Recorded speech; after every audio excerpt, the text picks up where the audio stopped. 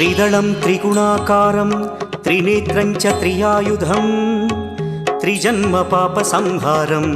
एकबिल्वं शिवार्पणम् त्रिशाखैः बिल्वपत्रैश्च अच्छिद्रैः कोमलैः शुभैः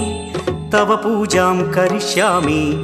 एकबिल्वं शिवार्पणम्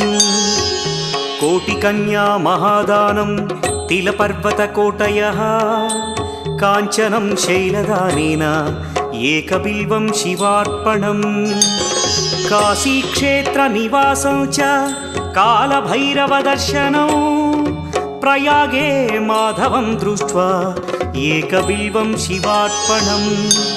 इन्दुवारे व्रतं स्थित्वा निराहारो महेश्वर